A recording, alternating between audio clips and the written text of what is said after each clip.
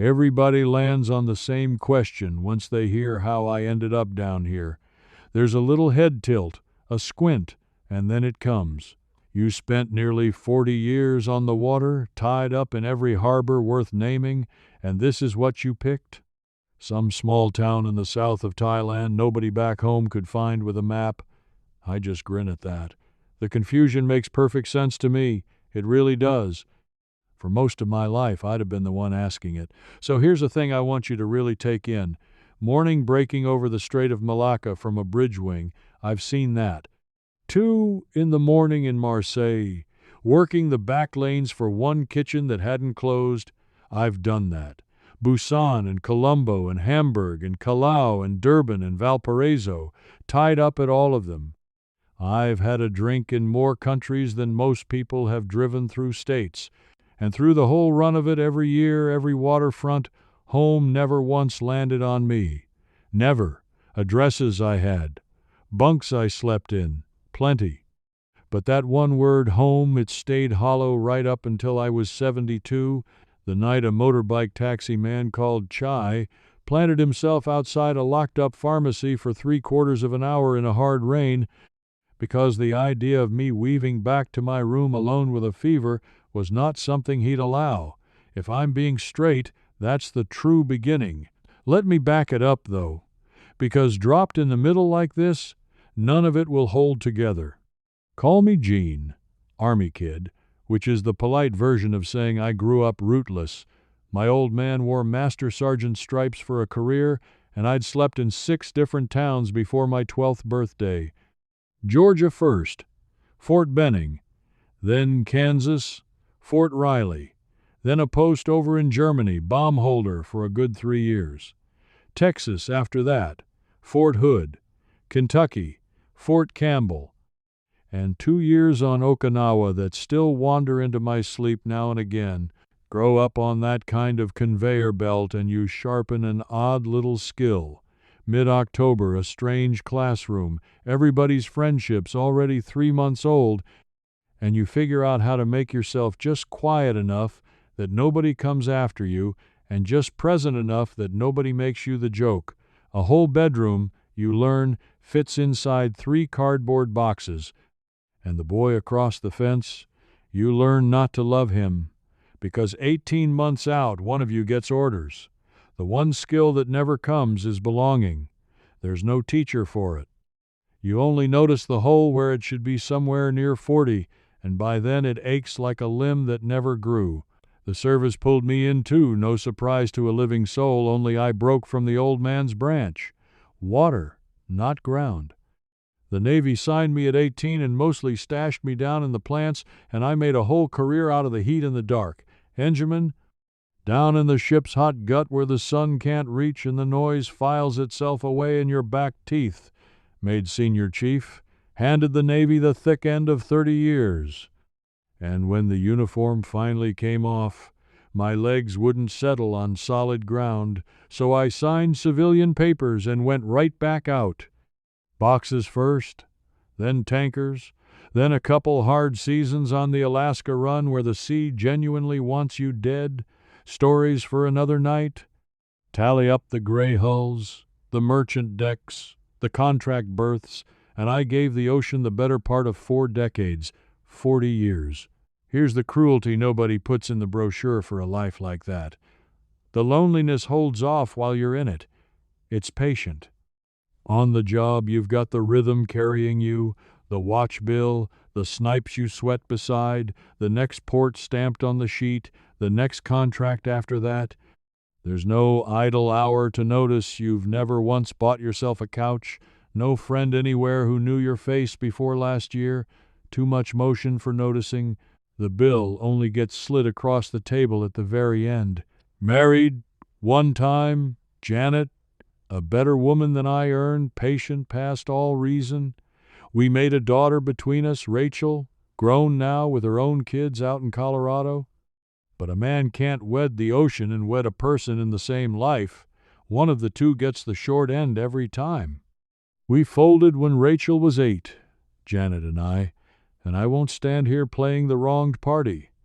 80 days a year was about all I gave that house, and half of even those I was listening with one ear and standing a watch in my own skull with the rest. She found a good man afterward, sold insurance, coached the soccer team, sat at that supper table every night of the week. I was glad of it, honest to God. A father who showed up, raised my girl. Just wasn't me doing the showing. That's the fellow who touched down at Bangkok on the back slope of his life. 72. A Navy pension, a check from Social Security, a modest cushion put by a right shoulder and a hip both wrecked from going down a ladder well in a heaving sea back in 2011, and no earthly clue what to make of whatever days were left to him. Thailand? Why here? People assume the easy reasons, and they're wrong. No woman waiting, nobody had to sell me on the low cost, though heaven knows it's low. What brought me was one single afternoon better than 3.5 decades gone. Navy years, we tied up at Phuket the once, and a long Liberty weekend opened up with nothing to fill it. A pal of mine, a signalman named Ackerman, knew a man with boats down the coast. Go look at the actual country, Gene, he told me, not the neon and the bar girls. So the pair of us thumbed a ride south, to a town I'd never had cause to hear of, Trong, over on the Andaman shore. 3 days we spent knocking around it. The specifics have mostly gone soft in my memory. A long ribbon of coast where the whole town spilled out at dusk that I've kept. Giant old rain trees, the chamkuri, broader across than they stood tall. A woman working a fry cart who took my clumsy attempt at thank you and mended it so kindly I never even reddened. And a thought I couldn't have shaped into sentences at 34, that the people here were looking at you like you counted as a person. Then off I went, and the whole thing fell straight out of my head for close to 40 years, the way a good dream is gone before the mug's empty. But here's what being old and alone and squinting down the short end of your years does. Your head starts reaching back to the strangest ground. When the time came to choose a landing spot, my mind never floated up Germany or Singapore or one of the glossy ports. It floated up that little coastal town under the rain trees. And I thought, to hell with it, nothing's got a rope on me anywhere. Go find out whether it was ever real or I invented the whole thing.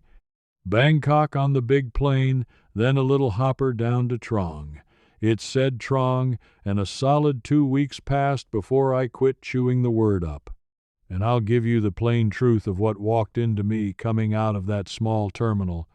A particular heat lives down there, dense. It drapes over you like a towel pulled straight off a wet line. Diesel and salt in it, and some sweet note underneath I couldn't place, some flowering tree crowding every lane. A porter half my size had both sea bags off me before I could wave him off, dropped them onto a song towel, and said, "First time, coon. Welcome, welcome. You like it here? Slow place." Good people. No angle in it, nothing being sold. He handed it over the way you'd hand a stranger the time. Riding into town that first go, I felt dead certain I'd blundered. And I'm not going to buff it up, because that isn't honest, and honest is what you're owed. Loud, all of it. Bedlam. That traffic is a thing you have to survive in person to believe. Motorbikes threading the gaps with whole families stacked on one saddle, trucks coughing up black clouds. Not one rule being kept by anyone, and somehow not a fender touching a fender. My hip was screaming, my shirt was soaked clean through. 72 years old, and the sentence looping in my skull was, "What were you thinking, old man? There isn't a soul you know on this whole side of the planet." I'd taken a room by the month off some website, a small place on a soi just off Huayat Road, a stone's throw from the campus. There's a big old university sitting square in the middle of town, the Racha Mangala grounds, thick with the very rain trees out of my memory. My landlady, a woman by the name of Ma Li, was posted on the steps for me even though I'd shown up a full 2 hours late.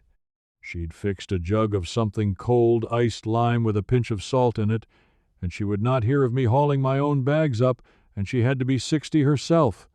The flying has tired you, she said, as though that were the end of the discussion. And when I went to press a little extra on the Song Tao driver, Molly lit into me right there. A grown man over a tip because, as she put it, overpaying scrambles the price for everyone and only leaves the driver ashamed. I didn't follow it then, I do now. A whole way of living hides inside that little scolding, and prying it loose cost me a year. Those opening weeks, let me lay them out for you. Because postcards, they were not. I'll be honest about it. A loneliness I hadn't packed for. Peculiar thing. Sitting inside a ring of warm people and still feeling bolted to the outside of the glass. Every one of them kind, and kindness off a stranger has its own sting when not a single person in the country actually knows you. Supper alone, at a little spot by the shore, me watching the families and the knots of friends and the young couples. And up it came, the old feeling, October, the strange classroom. Only now I was 72, and no school year was ever going to close ranks around me.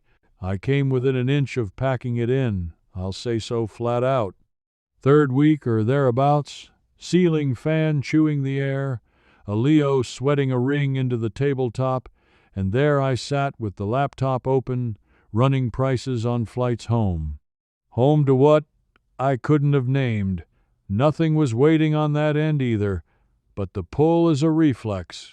You know how it goes. Pain sets you running for whatever's familiar, even when the familiar thing is the exact hand that opened you up. The thing that caught me was a power cut. Grid drops for no reason at all down there, and the whole world goes to pitch.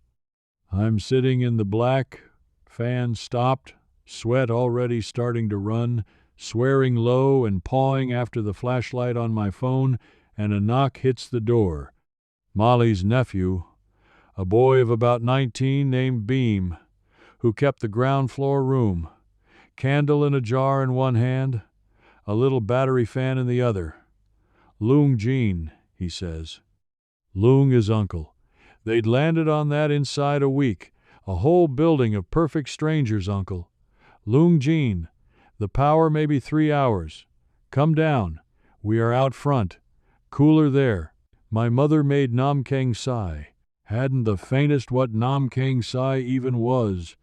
Down the stairs I went anyway, and out on the front step in the dark sat 8 people, near enough. Ma Lee, Beam's mother, a couple of the neighbors, 2 small kids, the lot of them just parked there in the warm dark like nothing on earth could be more ordinary.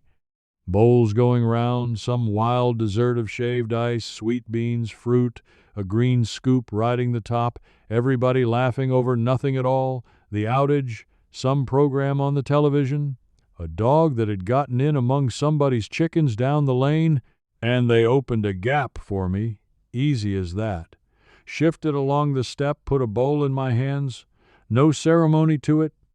Beam's mother, whose name was Nitaya, and she'll matter later, she only said, "Eat it, Loong, before it melts down to nothing," then straight back to her talking. 2 hours near enough I sat that step in the dark. And in there somewhere, the exact second I couldn't hand you, the knot I'd dragged around my whole life, that fist shut tight in my chest since I was 12 and walking into strange schools every October, it eased off. A fraction. Just enough that in feeling for the first time ever its absence, I finally understood the damn thing had been lodged there the entire way. The laptop closed that night and stayed closed. No flight booked. 1 more month, I told myself. Going on 4 years back, that was. Now, don't drift off thinking it was all sorcery and the good Lord shipping me angels by the crate. That's the fairy tale people post online. Real troubles waited. The bureaucracy nearly finished me. Squaring away the retirement visa, sitting across a desk from immigration, the paperwork is its own ring of hell, and the lines down there file the soul right to a nub. The medical side worried me. Real questions at my age. Certain things I do miss. a steak done right, cheese with some backbone. My girl's voice arriving as something warmer than a phone speaker. Those early months, the internet would die for no cause and stay dead a full day. Bad food put me down a couple of times, a learning curve, and no map comes with it. But that step in the dark had moved something, and a thing that moves like that won't move back. 40 years I'd spent covering the globe in search of some item. Turned out it was never an item, and never a place. It was a manner of being treated, a bowl set into my hands in the dark by folks with no reason to and no want of a thing in return.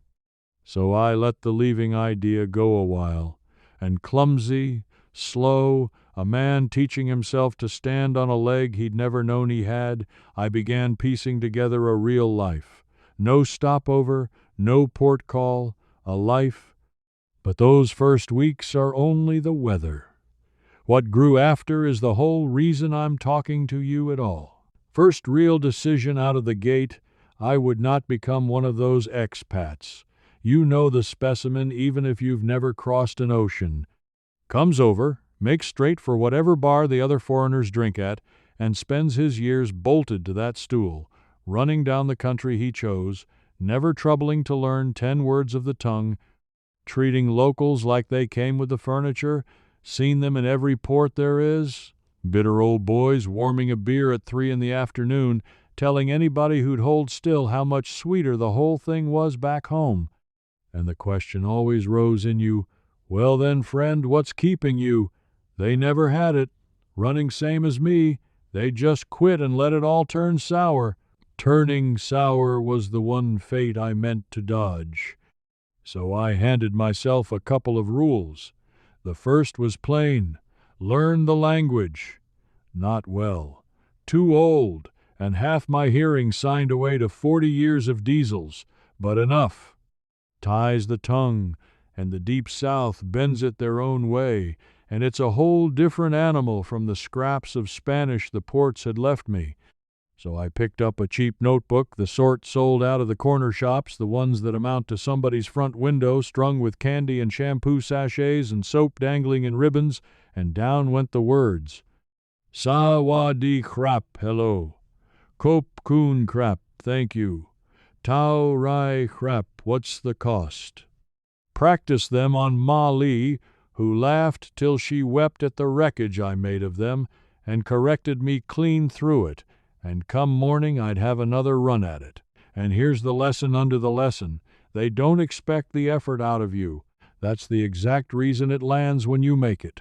First time I put a greeting to the old woman selling bananas by the town market in her own words, no more pointing and grunting in English, something turned over in her whole face. Both her hands closed around mine. From that morning she'd set the good glue kai back for me, the little sweet ones, hidden below the counter. A fistful of words paid for that. Rule 2. I'd take my meals where the locals took theirs, never where the foreigners gathered. There's these little joints they call Ron Cow Gang, where you just aim a finger at whatever's steaming in the row of pots, on account of nobody can read the board regardless.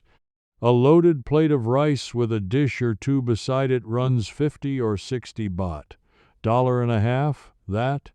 Found one down by the market that Nitaya kept, the very same Nitaya off the power-cut step, Beam's mother, and it became my galley. Mu Hong, a rich, sweet, slow-cooked pork belly that'll ruin every other pork for you as long as you live. Grilled Andaman fish landed off the boats that same dawn, a lime and chili dip on the side so sharp and clean it sat me upright. Tom Yum Gai, a clear, peppery chicken soup I'd stake money could raise the dead, and rice, forever rice, whole ranges of it. Nitaya worked out in a hurry that I ran mine hot, which most of the older heads down there don't, and she took to keeping a small dish of these tiny lethal chilies, prick quinu, tucked back for me alone in a chipped saucer she'd slide over the counter and never say a word about. That saucer. I turn it over in my mind plenty, because that, looking back, is the hinge where I stopped being a customer and became a regular, which in that stretch of the world is one short pace-off family. Such a small thing, a chipped saucer of chilies. But 4 decades of room service trays and mess decks and meals taken alone over a sink, and not one human being had ever bothered to learn how I take my food and have it standing ready before I asked. That's the thing that undid me. Not the cheap rent, not the sunshine, the saucer. Those early months came loaded with 1,000 small lessons, and the tuition on nearly all of them was getting it wrong first. Here's one that still lands me laughing. Down there, passing you in the street, folks don't hello you the way we would. What they say is "Bipai nai," which is "Where are you off to?" And the first dozen rounds of that I'd pull up short and lay out the entire agenda. Well, market first, then I've got laundry to drop, then possibly the hardware store if the hip cooperates. And they'd blink at me, polite, faintly lost, because it isn't a real question at all. It's a hello, near as anything, how's it going? And the only reply anyone's after is "Bipai tia," just out and about, whether you're strolling to the corner or catching a flight to Bangkok. Weeks it took me to twig that I'd been feeding my whole daily schedule to strangers who wanted a nod and a pass-by, nothing more. Then came the pointing. Down there a person shows you where a thing sits with their lips and their chin, a small push of the mouth toward it, never a finger. Nobody briefed me. So I'd ask the woman at the corner shop where the cold water was, and she'd purse up and jut her chin at the cooler, and I'd stand there sure I'd said something to wound her. So I'd ask again, louder, the way some fool American does, until she finally cracked up and just walked me over to it. The village idiot, that's how I must have read. But here's the piece of it. Never once did they leave me feeling like the idiot.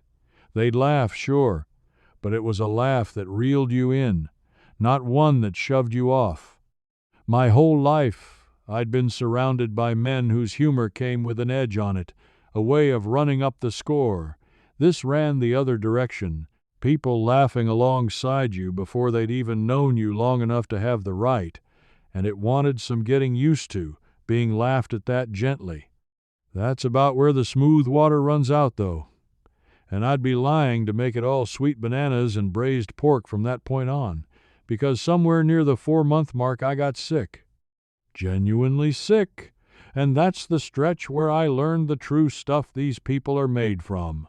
Started as a fever I was sure I'd cook out of myself. Stubborn, the way a man gets at my age, the way a man who spent his life as the hardest body in a scorching engine room gets. But it took a bad turn quick. Akes driving through the bones like they meant to leave the body. A headache parked right behind the eyes that turned daylight into a blade. Third day I couldn't keep water down. Alone in that room and shaking. And some low animal voice in the back of my skull finally piped up, "Gene, you could die right here on this coast." And a week might pass before a soul back home so much as heard. I got a fist onto the floor and pounded. Beam caught the sound, and what came next rides with me to the grave. 19 years old, that boy took one look and neither panicked nor overthought a thing. Called for a ride. That same chai from the top of all this? Between the two of them, they more or less hauled me down the stairwell. A big, waterlogged old sailor gone limp in the middle got me to the hospital, and Beam stayed on. Filled out the forms I couldn't read a line of, put the doctor's words into English for me, dengue, as it landed, the mosquito fever, the kind that's either nothing or the end of you. And at my age, wrung dry as I was, it had settled on being serious. Here's the part I need lodged in you. No family of mine there, a foreigner, a nobody to these people, 4 months on the ground, and they would not leave me alone a single hour. A rotation sorted itself out, nobody standing there running it. Beam owned the nights. Nitaya shut the shop early through the afternoons, coin she plainly hadn't the room to lose, and sat spooning this rice porridge they called jock into me a careful mouthful at a time. because the nurses down there don't feed you, the family does. And they'd simply resolved among themselves to be my family. Chai, the driver, a man I'd handed a few hundred baht to across the whole of my life, came round on his own hours, off the meter, only to look in. And one of those nights, needing a prescription run, he crossed the entire town to the single pharmacy still lit, then stood out in a downpour 3/4 of an hour so he could bring it up to me himself, sooner than send a fevered old man down into the rain. Asked him after why he'd done it. The question honestly threw him. Looked at me the way you'd look at a man asking why the sea is wet. Because you were sick, Lung, he said. The whole of it, right there. The entire creed. You were sick. So there I was, flat on that hospital bed, an old man who'd circled the planet and never once let a living soul near enough to matter, and I broke down and cried. First time in maybe 25 years. Not over the sickness. Because I'd finally gotten my hands on the thing I'd spent a whole life without, and I'd gotten them on it right here, the far rim of the earth, ringed by people who owed me nothing at all, stumbling into it by blind accident. And here's a fact that knocked the wind clean out of me, practical man that I've always been. That whole stay, 4 days of it, the drips, blood pulled every few hours, a doctor who actually sat down and put it to me in plain human words. The full bill came in under what one night in an American emergency room charges just to let you through the doors. 15,000 baht, round it to $400, everything counted. Kept asking the woman at the desk whether a mistake had slipped in somewhere. None had. Now, I'll be square with you. It isn't flawless care. Anything genuinely grave, you want yourself on a plane to Hat Yai or up to Bangkok where the big hospitals stand, and I keep a reserve set aside and a plan in mind for precisely that day. But for the ordinary breakdowns of an aging frame, I've been tended down here better and cheaper than I ever managed back home, with a gentleness laid over the whole of it that no pile of money buys anywhere on earth.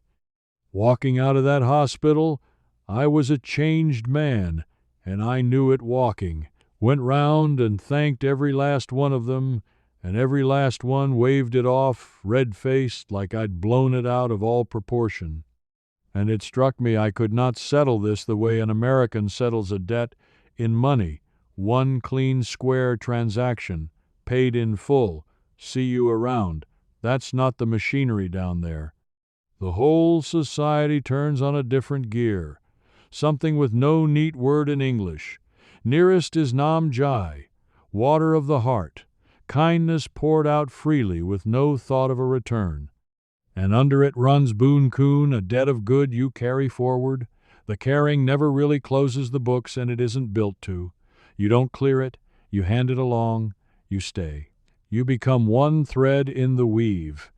So I quit tallying how long I'd be around. That was the real pivot, right up to the dengue. A piece of me stayed half-packed always, a tourist on a long lease, one eye forever on the door the way I'd kept it my whole life. After the dengue, I set the bags down for good, started scouting something more lasting than a room by the month. And that scouting is how I wound up out in a little Muban, a neighborhood clear of the foreigner quarter, tipped up toward a cooler pocket in the hills called Khao Chong, where the air actually stirs, and come nightfall you want a thin blanket, a thing that in that heat is a luxury past all price. Rented a small concrete house out there, the kind roofed in metal that roars like the world ending when the rain comes down heavy, and heavy it comes, in sheets, on a timetable you could damn near set a watch to. 8,000 baht the month, $220, call it, for a whole house and a yard, and a lime tree in that yard handing me free limes for my fish. My neighbors, the Satang family on the one side and an old widower named Krupra Sert on the other, had me at their supper table before I'd finished emptying the truck, before I owned a solitary fork. Crew Prosert became, I do believe, the finest friend I've had in all my life, and I found him at 72. Let me tell you about the man, because he carries a heavy piece of how this all comes to rest. 71, when I moved in beside him. A retired school teacher, 40 years of math at the local high school, which meant a fair chunk of the grown folks in that town had once sat in his class, still called him teacher, and still, I swear it, went a touch nervous around him. Lost his wife, maybe 5 years ahead of my arriving. Grown kids up in Bangkok and one clear over in Australia, money wired home, a call every Sunday. And he was dead like me, a man carrying a full history in an empty house.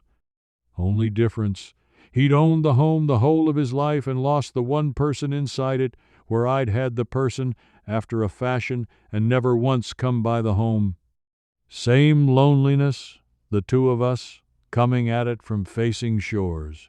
And we knew each other on sight, the way two old sailors clock one another across a barroom in a foreign city, instant, no word needed. Little English on him at first, little Thai on me. So we built the friendship out of maybe 300 shared words, a heap of pointing, and a board he kept on his porch. Not chess, quite. Their own kin to it, mock rook. The pieces arranged their own way. Every evening we played, every single one, for years, running now. Takes me 7 games in 10, and he is unbearable about it. This mild old math teacher turns pure villain over that board, and I've come to prize it above near anything I own. We'd play the sun down while the geckos struck up and wood smoke and cooking rice came drifting across the fence line. And we drank this strong sweet kopi. The dark local brew runs straight through a cloth sock, none of your instant sludge, and we'd talk our patchwork of 2 tongues over everything under heaven. His wife, my Janet. His pupils, my ships. His knees, my hip. The pair of us cataloging our joints, which as it happens is a language every man alive already speaks fluent. Through Crew Prosert, I quit being a guest in the town and turned into a resident, and those are 2 separate creatures altogether. He walked me to the bullfights, the Wua Chan, 2 beasts squared off skull to skull, over which I hold complicated feelings, but which is stitched so far down into the grain of the South that to grasp the place you've at least got to witness it the once. He walked me to the temple fairs. Lord, the fairs. Every neighborhood, every town has its own, and when the fair rolls onto your patch, the whole place cooks for days and throws the doors wide to whoever wanders through, strangers included, and feeds them past the point of standing. That first big fair after I moved in, I went digging for cash to pitch in, because that was a thing I understood. You carry your share.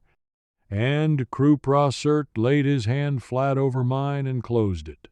Not a bit of it, he told me. No visitor here. You belong to this place now. A man doesn't pay his way into his own town's fair. And then he set me to cooking in its place. Parked me over a vat of something, stirring, sweating, bossed 6 ways from Sunday by a pack of women who thought my stirring was a riot. Never in all my years have I felt more like I belonged to a patch of ground. People always come hunting the numbers, so here are the numbers, because this is exactly where the brochures botch it in both directions. They'll either promise you a king's life on $500 a month, or scare you into believing you need a fortune. Truth sits between, and it rides entirely on whether you insist on living American or settle into living local. Here's my month, honest, no dressing it up, house, 8,000 baht, power, maybe 2,500. More in the hot stretch when I run the lone bedroom air conditioner overnight, less when I ride the fans. Water's a rounding error, a couple 100 baht. The internet I wrestled for years is finally decent fiber, around 700.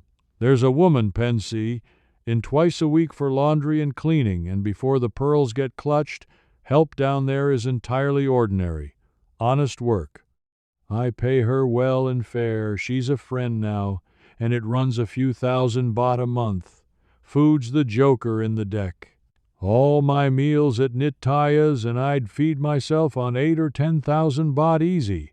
I cook a little, splurge here and there on imported coffee and proper cheese that runs the moon at the one fancy grocer. Food plus the odd Leo, I'd set at 10,000 baht, everything in. Sum the column in a comfortable month, not a scraping one. Help and cold air and small indulgences and all, comes to around 30,000 baht, 800, maybe $900.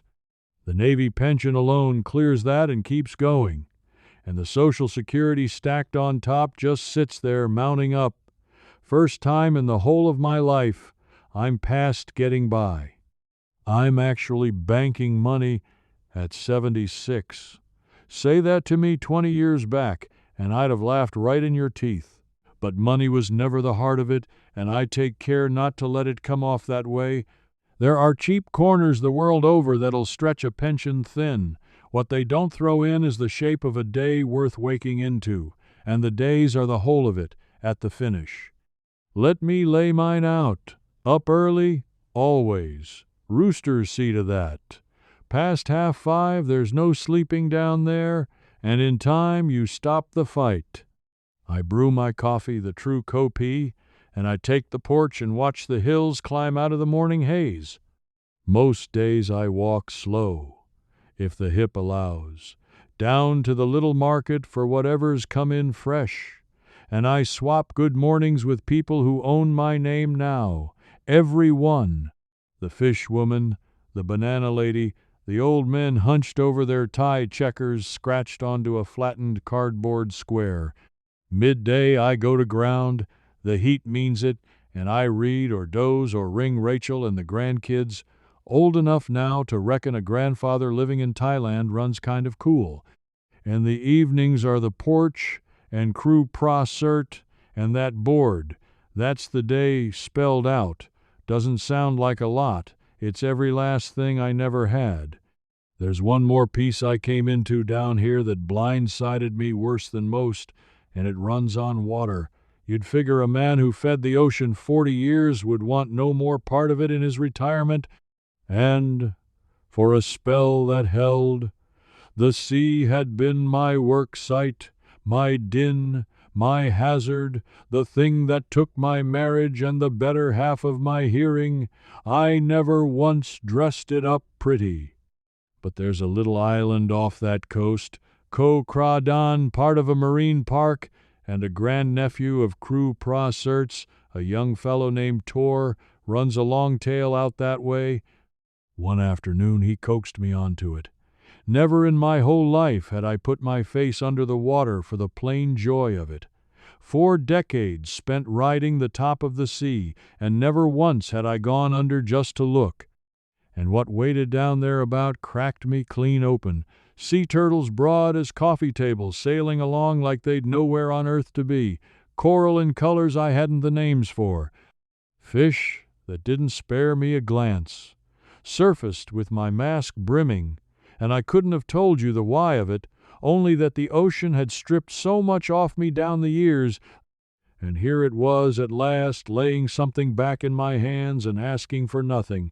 Few times a year I go out to Koh Kradan now. Too old and too rusted to dive down, so I just lie up top with a snorkel and gaze down over all that life below, and I settle my peace with the thing that made me what I am. And then there's the festival stretch, which I have to put to you, because nothing under the sun had me ready for it. There's a night in November they call Loi Kratong, and God's truth, it stops the heart in your chest. You build a little raft from banana leaf and flowers, seat a candle and a stick of incense in the middle, and after dark the whole town comes down to the water and floats them off. 1,000 small flames sliding out over the black, every grievance and grudge of the past year floated off, riding along with them. First year I could hardly stand to watch. By the second I was building my own. And there's another come April, Songkran, the new year, when grown men ambush you in the road with buckets and water guns 3 days straight. And the first year I was sure they'd all gone soft in the head, and by the second I was the man out there with a bucket of my own. That first Loy Craw Tong, I'd braced to pass it alone. I'd banked so many holidays alone on ships and in port towns and in bare apartments that I'd quit expecting otherwise. And instead, Crew Pra Cert and the Saytangs and Nitaya and half the lane just gathered me into theirs. No one asked was I on my own. No one pitied. They just said one more spot, the way a body scoots along a dark step to open some room. Stood at the water's edge that first year, floating a little raft of flowers among 3 generations of folks I had no blood tie to at all, and I had to step off a ways so no one caught an old sailor crying. Now, an honest word on the hard parts, because honest is what I promised, and a story with no grit in it is a lie, and a lie always carries a smell.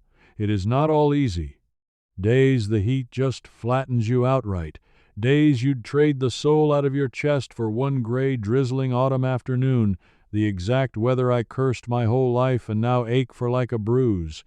The paperwork never fully quits being a grind. The visa runs, the reporting in, offices that lock for lunch and reopen on a whim. There's corruption, low-grade mostly, the sort where things move quicker with a little grease, and you learn to pass through it without losing your principles or your temper. The infrastructure will wear on you. Power still drops. The internet still stabs me in the back at the worst possible hour. A real medical emergency, the genuinely grave kind, and you're facing a flight to Hat Yai or Bangkok, no small thing to weigh at my age, and I don't wave it off. Anybody urging you to retire somewhere remote without hard thought on the health care is doing you dirty. And there's a loneliness that never fully clears, a specific one. However deep you sink in, you stay a little bit the foreigner. You'll forever have missed the childhood, the songs they all came up on, the history seated in the bone. At the deepest point of some festival, the whole crowd singing a song they've had since they were 3, the gap shows itself. Small, but there. I'd lie to tell you it wasn't. But here's the understanding I've come to on that gap, and this is the one thing I most want left in your hands. The gap was always there, for me, at least. Carried it in Georgia and in Kansas and in every American town I ever rolled through. Worse there, if anything, because there I was meant to fit and didn't, and the failing to fit read like a fault in my own character. Down here the gap makes sense. Down here I've earned my reason to stand a little apart, and inside that reason people pulled me in closer than anyone ever managed inside the places I was meant to belong. A loneliness that makes sense, wrapped in love, over one that makes none, wrapped in nothing. I'll take that trade every day I've got left. My girl Rachel flew out to see me 2 years back. A big one for me.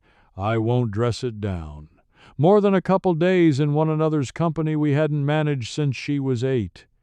And a heavy load of old hurt rode the air off that plane, a heavy load of things never spoken. She came braced, I think.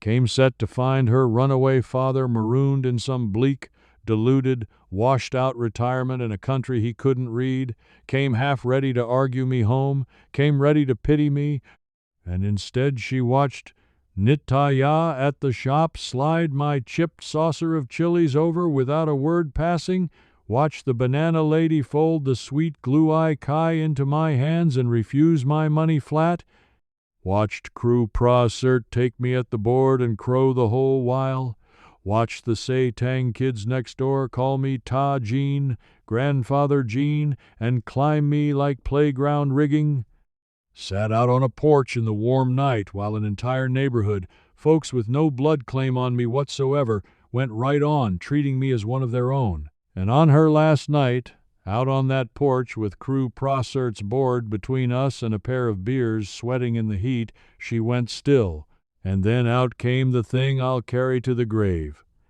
"Dad," she said, My whole childhood I wished you'd come home, and I think it's finally landed for me. You weren't turning down home. You just hadn't come across it yet. And then the sadness is gone. I'm just glad you found it. Other side of the world or not, I'm glad the thing is real. The both of us cried on that porch. Two people rowing back to one another 4 decades late, on a concrete porch in a hill town in the south of Thailand, under a roof that's mine. Which reminds me, I bought that little house, lime tree thrown in. First thing I've ever held title to in the whole of my life that neither floats nor buckles into a sea bag. 76 years old, and I turned homeowner for the first time. Homeowner.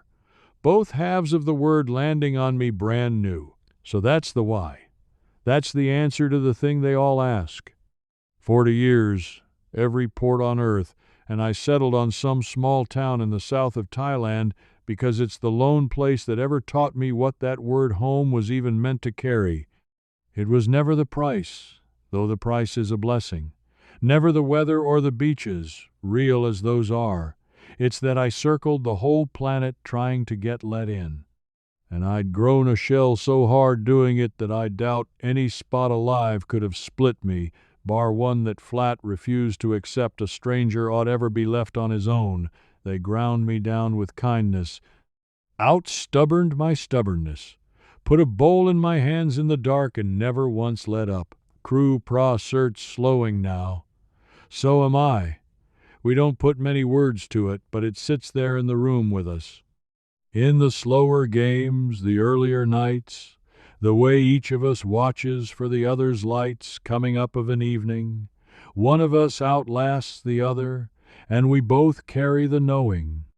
And the gift in it, that strange and lovely gift of it, is that for the first stretch of my whole life there'll be a person to miss me and a person for me to miss, right next door, that person, and not an ocean and a lifetime off. After a whole life spent leaving every port, I've finally made fast to the one I mean never to leave. Folks back home message now and again, the few still around asking whether the solitude ever gets to me, way out at the far edge of things, and I have to laugh, gently, because they've got the whole of it flipped. 40 years I spent square in the middle of everything, lonely the entire stretch. Came out to the ragged edge of the map, a town not one of them could say, and finally stopped being lonely at all. Sun's going down as I talk. Does it fast this near the equator? None of that long, slow northern dusk, just drops, and the whole sky runs orange and then violet inside 20 minutes. Little while yet and Crew Prossert will shuffle over, board tucked under the arm, that look already on him that says he's got me beat. And Nitaya passed word there's Muhong tonight if I come round. And down the lane somewhere the Satang kids are hollering over something or other.